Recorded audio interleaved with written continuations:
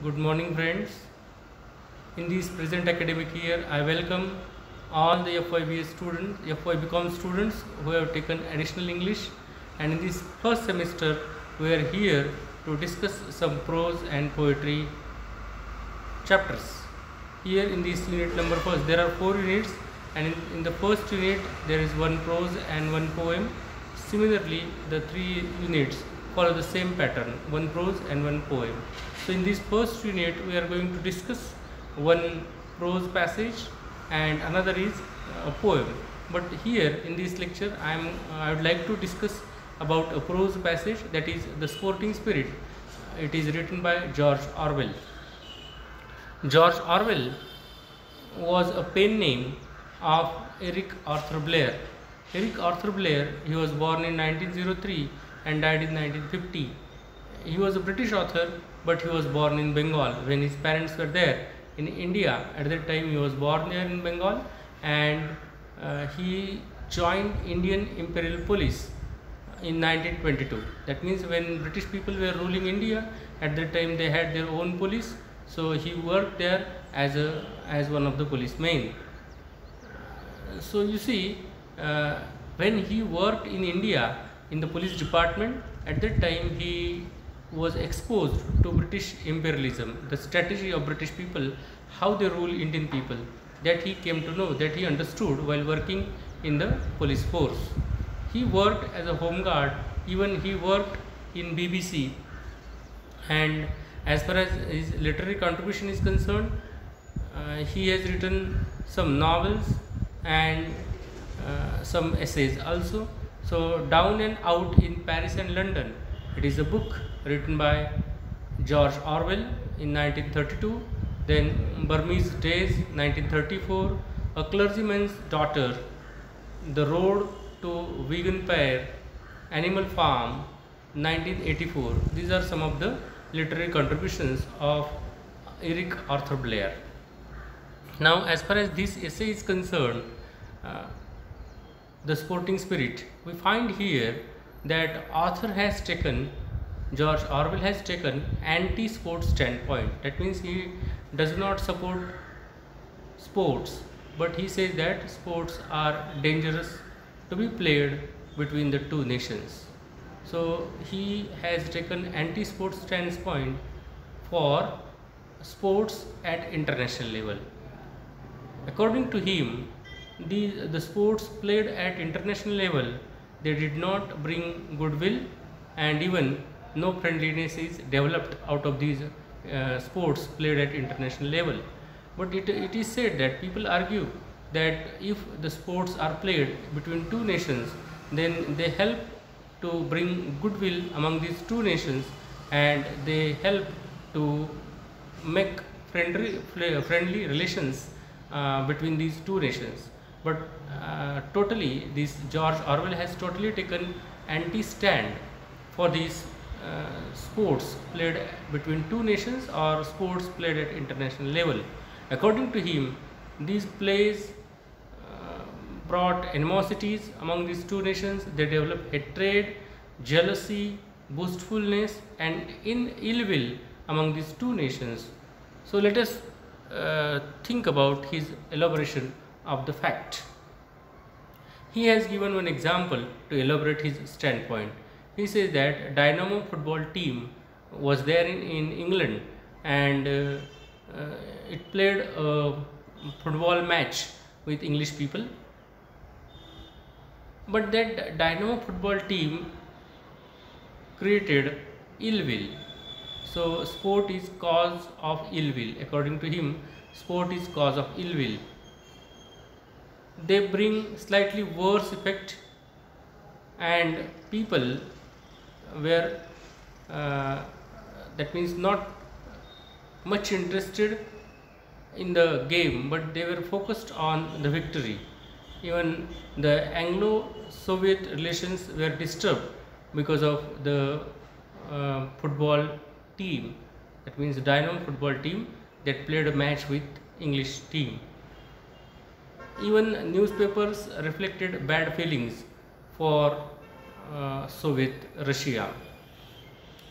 He gives another example of another match, that is Arsenal match, where British played against Russian.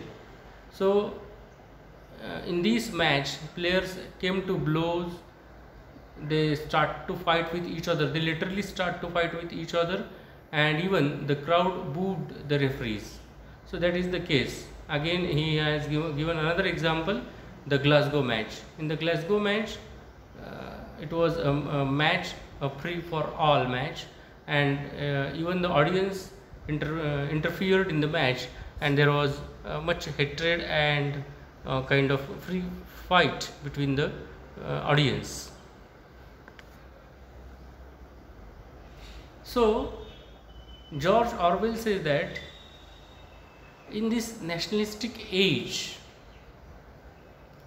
we give importance to the things, that is political predilections, then an instance of vicious fashions, news chronicles, they have anti-Russian lines, and even the sport brought fresh animosity on both the sides.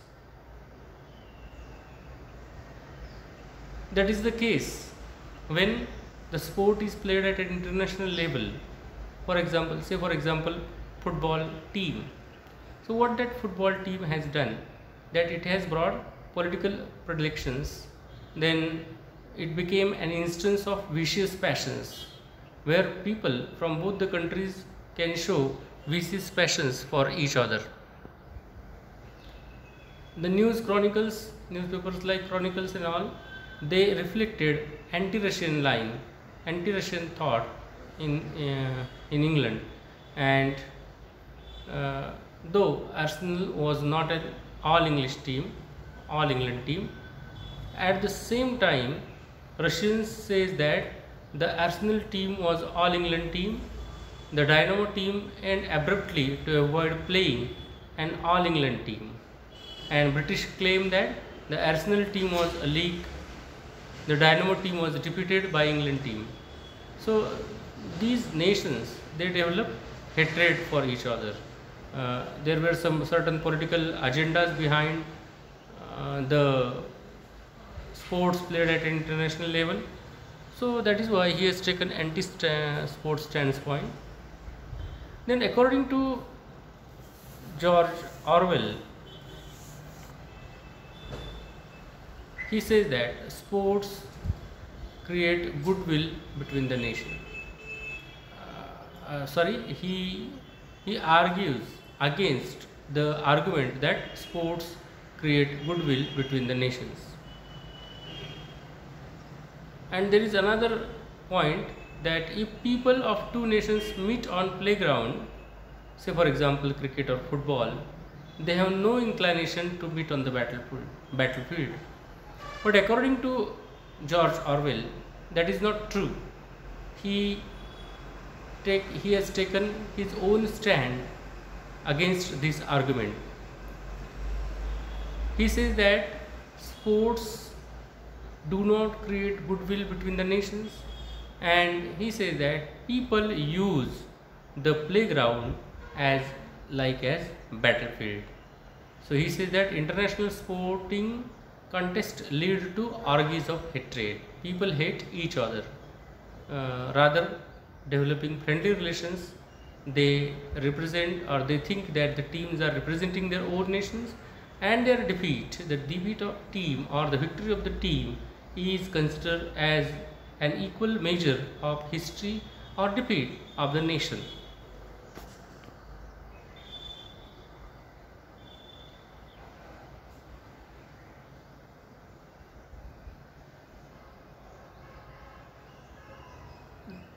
The same thing happened because we have a kind of perspective to look at the game or to look at the sports that matters much.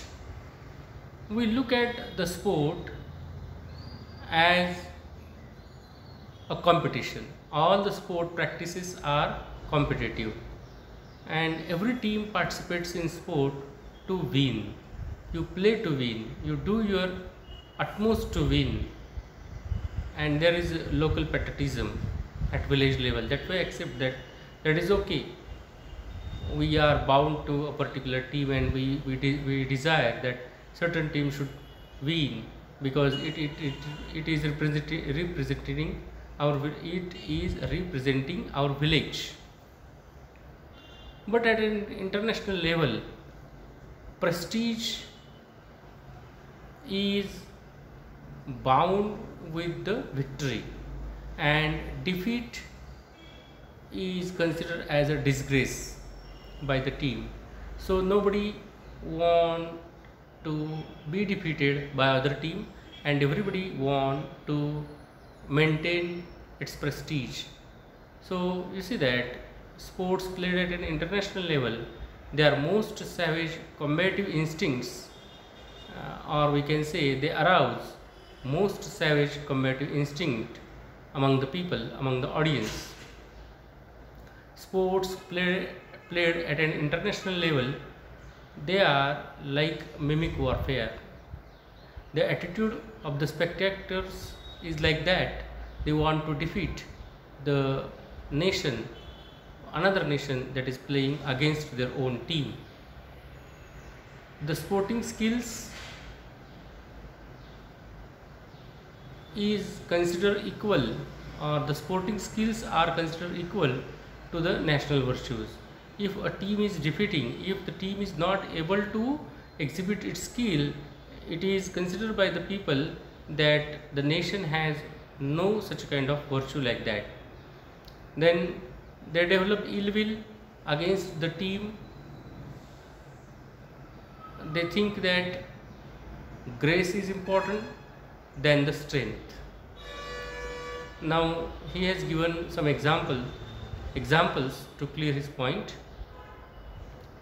A bodyline bowling, the rough tactics of the Australian team in England in 1921. Why they use these tactics? Because they want to win somehow, because they think that victory is their prestige, and if they are defeated by England, then they will bring, or they would brought kind of disgrace to their nation. Another example he has given, that is of football.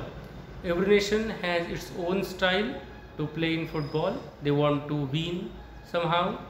And as far as boxing is concerned, he says that white boxers and colored boxers,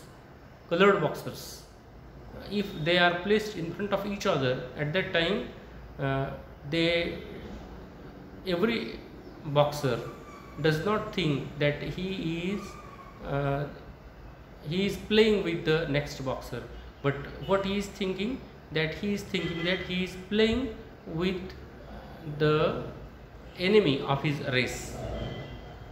So the the match of boxing is colored with racism, and the fight is quite worse. Even if women are audience for this boxing match, then their behavior is disgusting.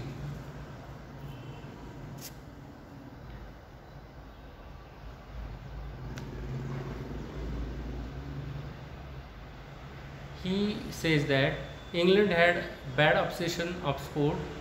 Even young country, they have recently developing their nationalism, and they think that playing game or playing games is a kind of contribution to nationalism. For example, when a match or when an international match is played in India, at that time there is a strong cordon of police in the playground. Even in Burma, the supporters of one side break through the police and disable the goalkeeper of the opposing side. And in Spain, an uncontrolled riot during football match. So these are some of the examples of the countries, of the young countries, who are thinking playing game is equal to nationalism, or rather we say winning in the game, victory in the games is equal to national glory. They are thinking like that. That is why games at an international level, they are quite dangerous. They did not or they do not bring friendliness, but rather they develop animosities. Strong feelings of rivalry, games without rule. So they exhibit strong feelings of rivalry and they prefer to play without any rule. They think that one side on top, or they deserve always in any match played at an international level. Every side of the country or every side of the audience deserves that one side should be on top and the other side should be humiliated. Obviously they want their own side, their own country on top, and they support humiliation for the another team or opposite team. They want to achieve victory through cheating or intervention. The spectators influence game. They cheering their own side and rattling opposing players. They boos and insults the opposing players. So they want to discourage the opposing players, and they think that there is nothing wrong in that one, because they think that their victory in the game is a kind of grace for their own country. So what this play contribute to humanity, or what this play add to humanity, or how they influence the relations between the two nations. You see that plays bring hatred, they develop jealousy, they develop boastfulness, disregard of rules, they support the practice of disregard of rules, and the audience, even the nations, we can say, they seek pleasure in sadistic violence, or we can say they find sadistic pleasures in violence. And the plays played at an international level, they are like war minus the shooting.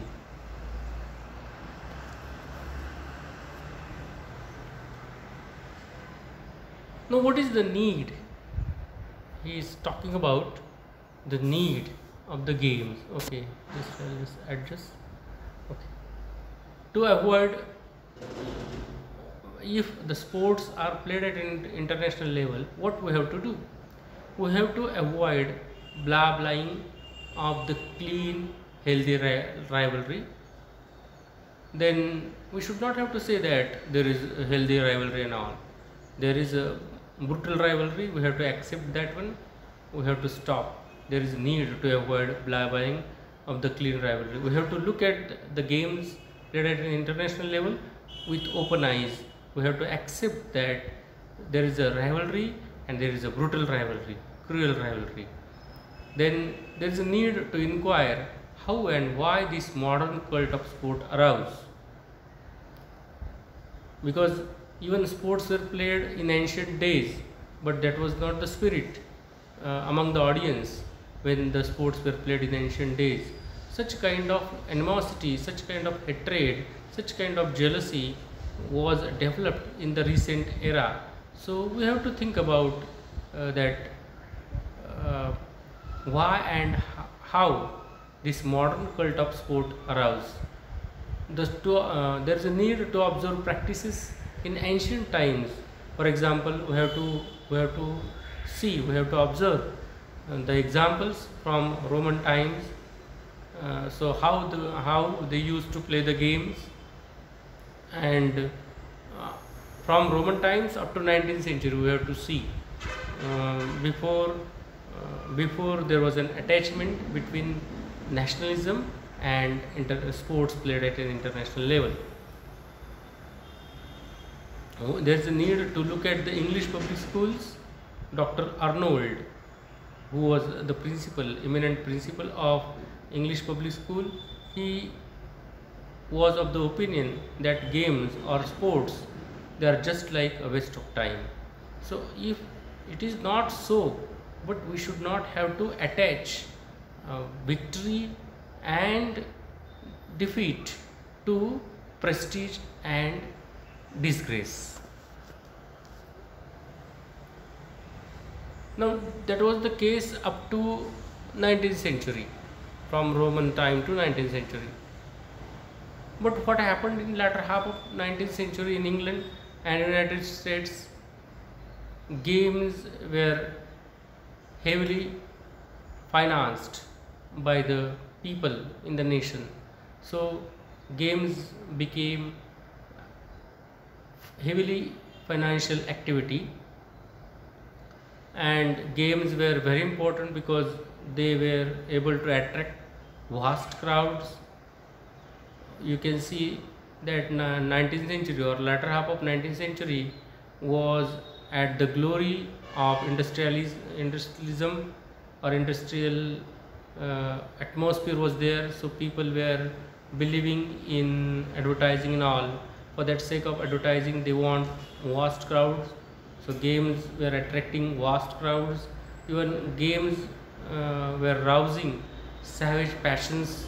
Why some of the people, they used to attend the games, or they used to observe the game, because they were able to satisfy their savage passions through the games. And games spread from one country to another country. For example, football, boxing, combative sports, they spread widest, and people get an outlay through the games. So outlet to show their nationalism, and even the nationalism was aroused in people's mind through the games. What is nationalism? Nationalism is a kind of lunatic modern habit of identifying oneself with large power units and seeing everything in terms of competitive prestige. So what is nationalism? People want to indicate their nationalism. People want to indicate their patriotism. What is that? What is that nationalism? What is that patriotism? Nationalism means it is a kind of modern habit among the people. They want to identify themselves with a large power units. For example, if a person is belonging to America, or if a person belongs to America and he wants to show, so how, where is his nationalism? That his nationalism means his habit to identify himself with large power units, and then it is his habit to see everything in terms of competitive prestige. He wants to show that how my nation is great, how the unit from which I belong is a powerful unit, and it wins in every field, maybe it games, maybe in industry or anything else. Now see, George Orwell has compared games in urban communities and games in rustic communities. So what he says that why people from urban communities, they give preference to games, or why they take interest in games. So their interest make the people to arrange games at an international level. So he just want to see, he just want to observe that why games are much developed, or they are what can we say, they became famous in urban communities. You see, games flourished in urban communities. The average human beings lives a sedentary or confined life. That happened in urban areas. We do find that people are living, average human beings are living in sedentary, loneliness, confined in their life. So there is no space where they can mix to other people. Everybody, maybe he or she, does not have creative labor. What they have to do? They have to do their routine labor. There is no space to do something creative. That is why they think that they find an outlet of their creative labor in the games. Group activities to outlet physical strain, sadistic impulses. So when they want to give outlet to their physical strain and even their sadistic impulses, sadistic impulse is one of the impulses in human beings. So how they give outlet for these physical strength and sadistic impulses? They give outlet for these physical strength and sadistic impulses through games, so that games are taken seriously in London, New York, Rome and Byzantium. Even there is a mixture of politics in the games, and games are also a mixture of hatred. But as far as games in the rustic community, we do find that there are ample opportunities in the rustic community where they can absorb their surplus energy. For example, they can walk, they can swim, they can snowball, they can climb trees, ride horses. So they can absorb their surplus energies in these kinds of activities. Such a kind of outlet is not there in the urban communities.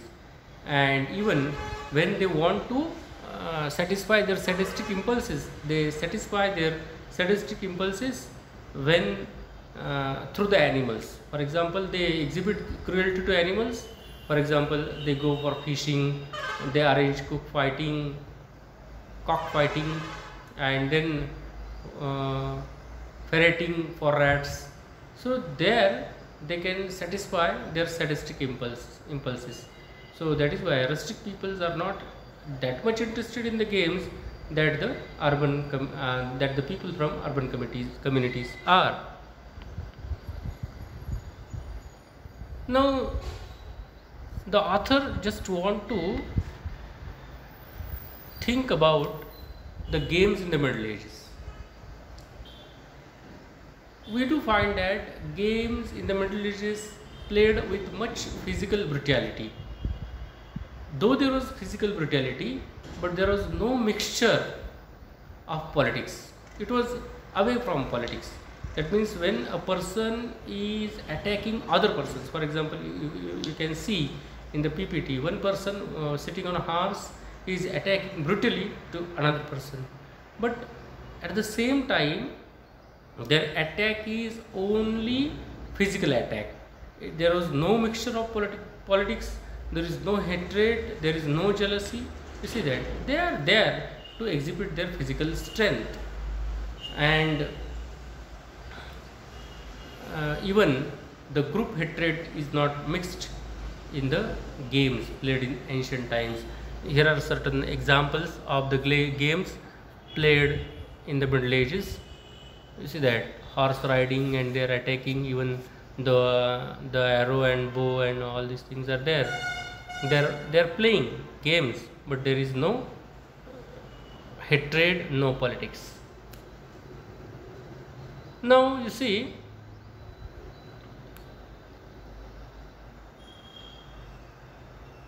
yes, the ill will existing in the world. So games played at an international level, they give an outlet for the ill will that is existing in the world.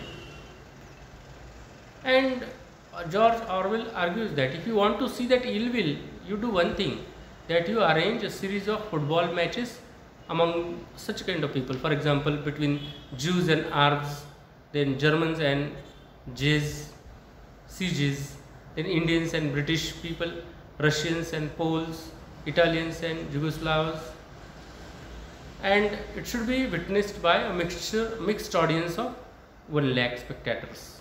If such is the case, if Jews comes in front of Arabs and there is a mixture of 1 lakh spectators, some belonging from Jewish countries and some belonging from Arabian countries, you will see that what kind of ill wills they have for each other.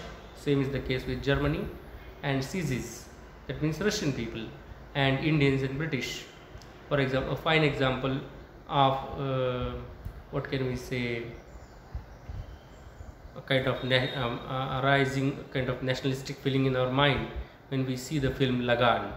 At that time, every Indian desires that when we are playing, the Indian people are playing game with cricket with the British people, at that time we have to win the game. Okay, that is another argument. I will not go into that one. But you see, such is the case where you will find ill wills among the nations, and the sports played at an international level, they give outlet for these ill wills. If they are giving outlet for these ill wills, they are a kind of outlet for animosities, they are a kind of outlet for jealousy, then why should we arrange sports at an international level? That is the argument. It means sports played at an international level do not bring friendly relations between the nations. Rather, they bring animosity, jealousy, and hatred.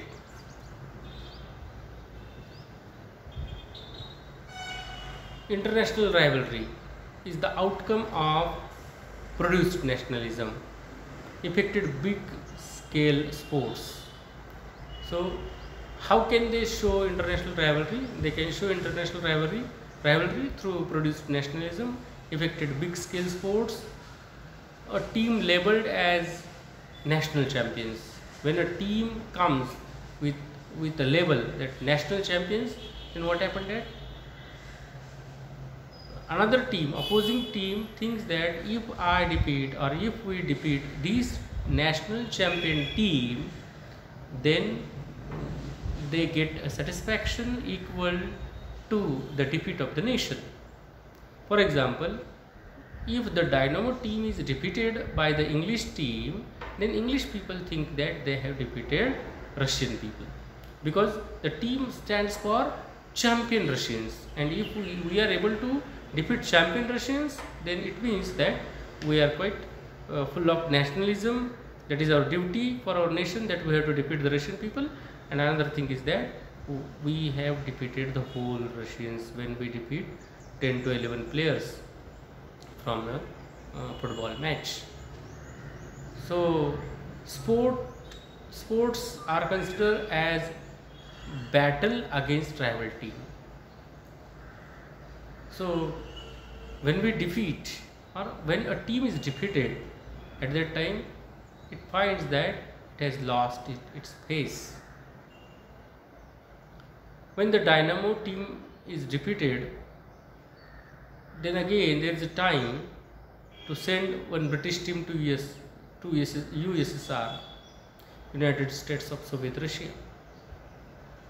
George Orwell argues that we should not have to send a champion team, British champion team to Russia. Rather, you send a second-rate team to Russia, so that the team will not have that much kind of responsibility that to be victorious in the match.